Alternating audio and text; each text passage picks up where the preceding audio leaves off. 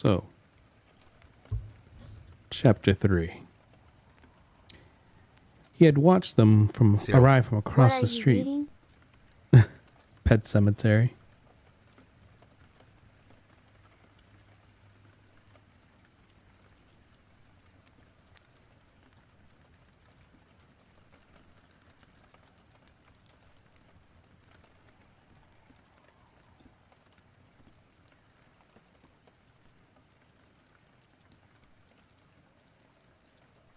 Okay.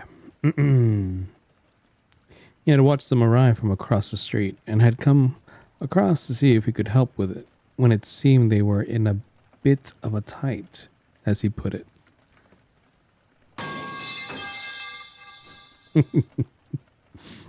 While Lewis held the baby on his shoulder, Crandall stepped near, looked at the swelling on Gage's neck, and reached out with one blocky, twisted hand. Rachel opened her mouth to protest. His hand looked terribly clumsy and almost as big as Gage's head. But before she could say a word, the old man's fingers had made a single decisive movement, as apt and deft as the fingers of a man walking cards across his knuckles or sending coins into conjurer's limbo. And the stinger lay in his palm. "Big 'un," he remarked. "No prize winner.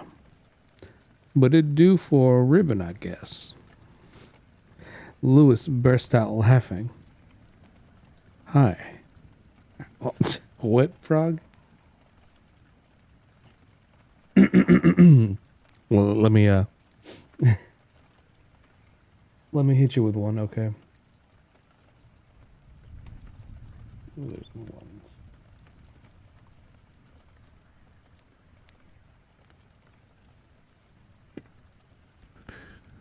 Hi, I'm Morgan Freeman, here to read Shawshank Redemption.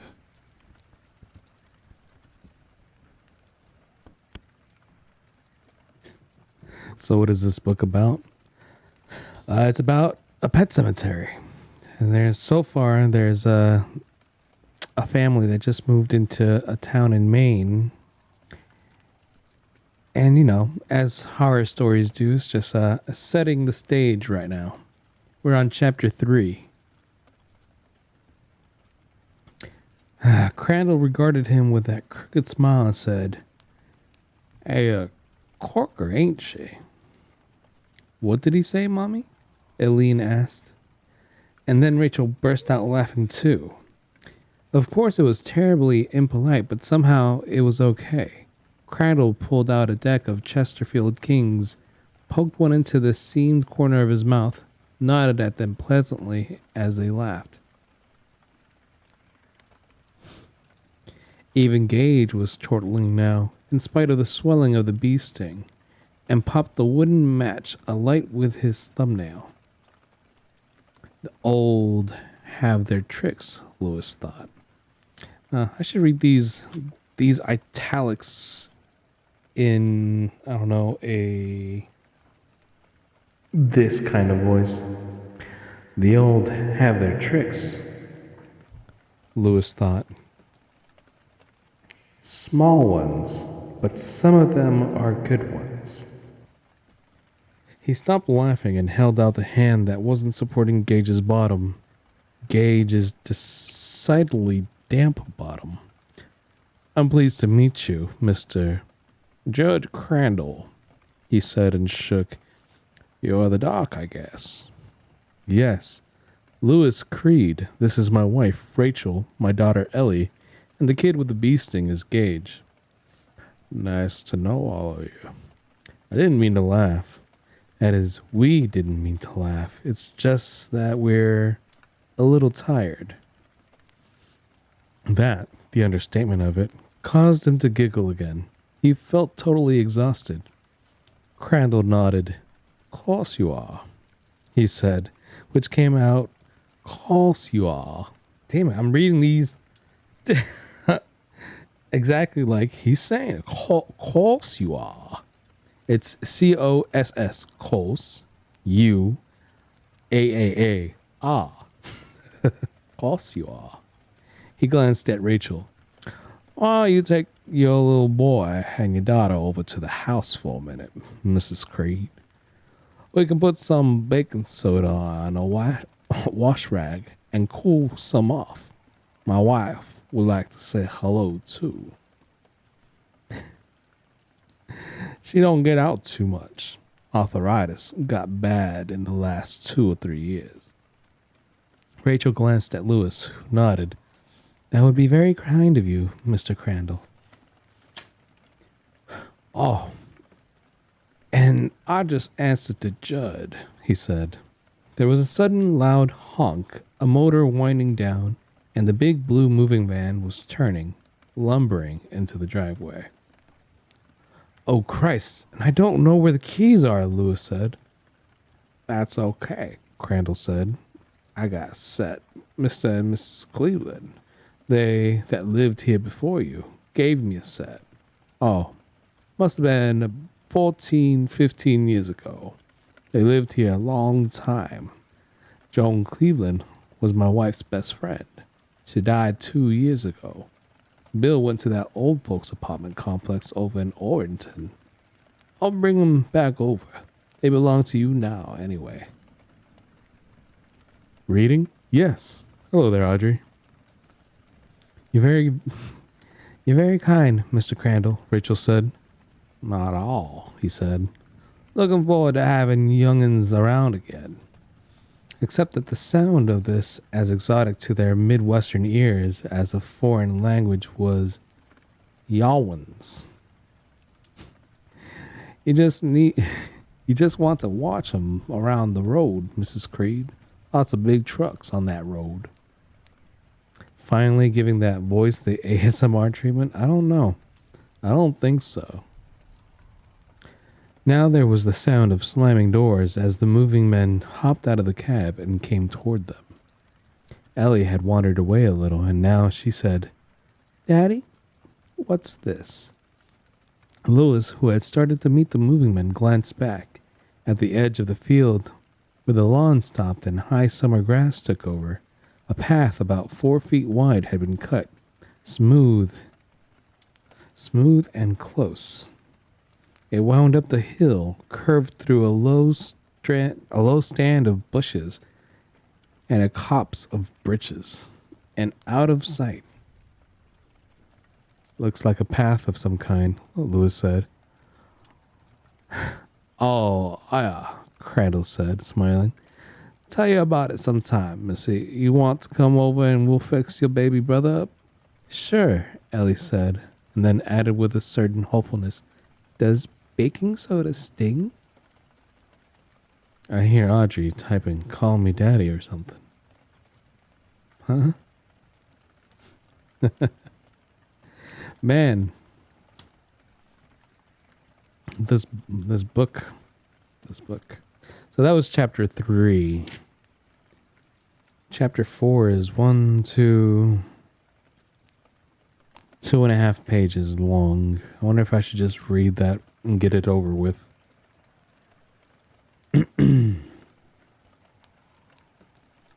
What? It's about to be 11. It's gonna be Hassan's birthday. Well, why, Phil?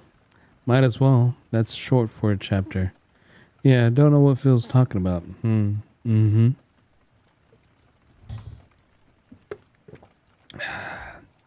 All the way around. What's the matter, Phil?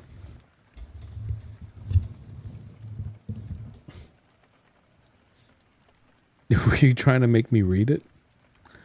Oh, what? Anyway, is this legal? Did you check the copyright? It's a Stephen King book.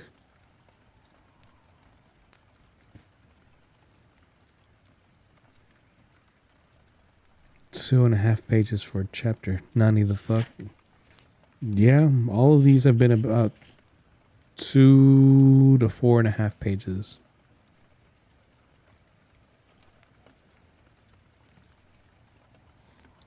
Crandall brought back the keys. But by then, Lewis found his set.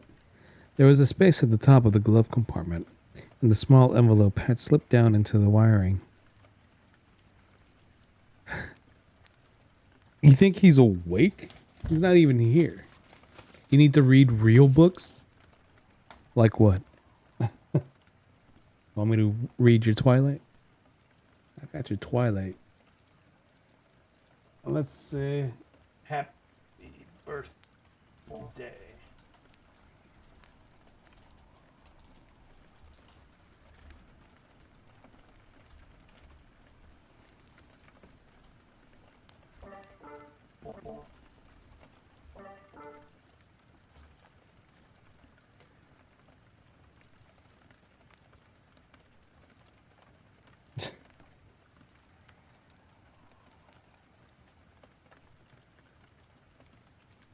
I always fuck those up.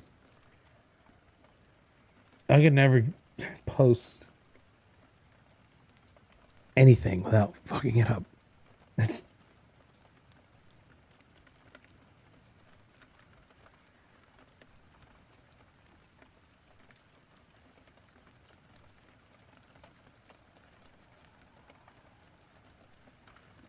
Espero.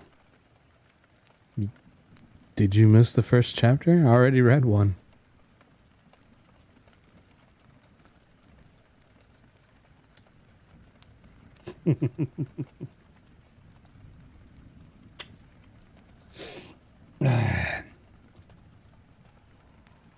Went into Books a Million the other day and almost bought 10 more books. Damn.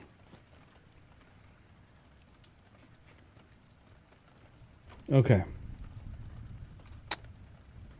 He fished it out and let the movers in. Crandall gave him the extra set. They were an old, tarnished fob. Lewis thanked him and slipped them absently into his pocket. Watching the movers take in the boxes and dressers and bureaus and all the other things they had collected over the 10 years of their marriage, seeing them this way out of their accustomed places diminished them. Just just a bunch of stuff in boxes, he thought, and suddenly he felt sad and depressed. He guessed he was feeling what people called homesickness. Uprooted and transplanted, Crandall said, suddenly beside him, and Lewis jumped a little. You sound like you know the feeling, he said. No, actually I don't. Crandall lit a cigarette. Pop went the match, flaring brightly in the first early evening shadows.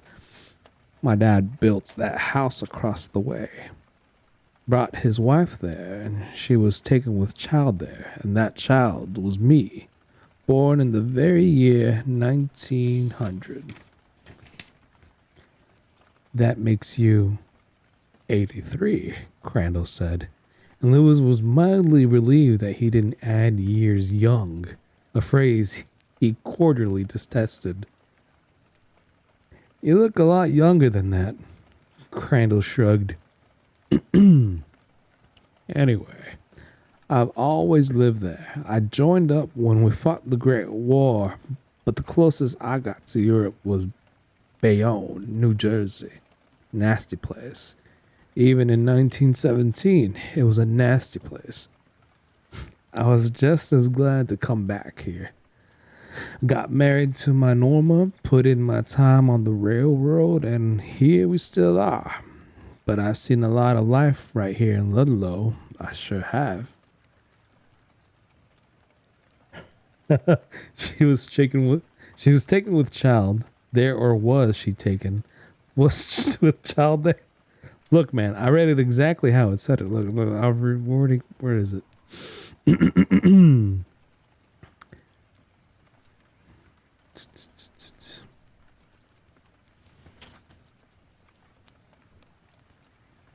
My dad built that house across the way, brought his wife there, and she was taken with child there, and that child was me, born in the very year 1900.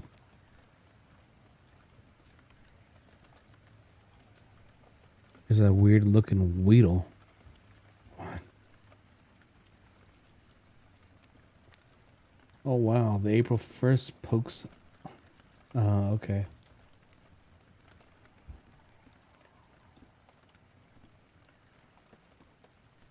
It's ugly ass Weedle. Is that?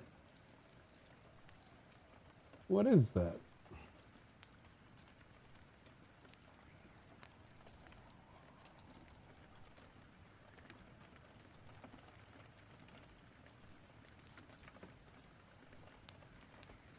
It just says Weedle.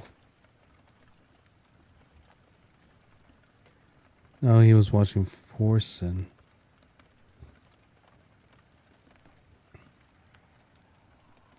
Hey there, Sai.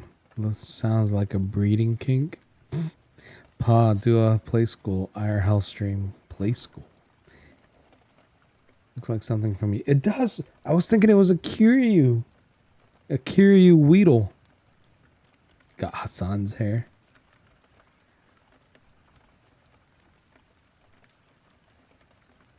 Thought that was Kiryu's hair.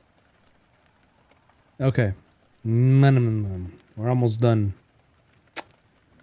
The moving men stopped by the shed entrance, holding the box spring that went under the big double bed he and Rachel shared. Where do you want this, Mr. Creed? Upstairs. Just a minute, I'll show you. He started toward them, then paused for a moment and glanced back at Crandall. You go on, Crandall said, smiling. I'll see how you folks making out. Send 'em back over and get out of your way. But moving in's mighty thirsty work. I usually sit out on my porch about 9 and have a couple of beers. In warm weather, I like to watch the night come on. Sometimes Norma joins me. You come over if you're a mind. Well, maybe I will, Lewis said, not intending to at all. The next thing would be an informal and free diagnosis of Norma's arthritis on the porch.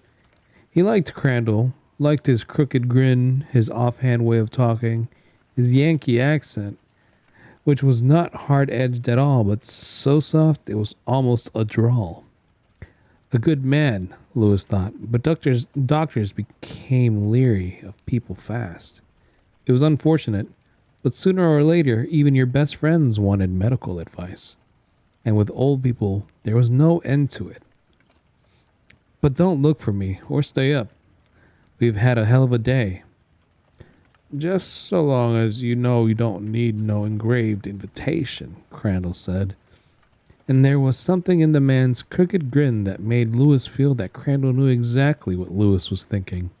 He watched the old guy for a moment before joining the movers. Crandall walked straight and easily, like a man of 60 instead of over 80. Lewis felt that first faint tug of affection. And chapter 5 starts. Yeah, short chapters. Short.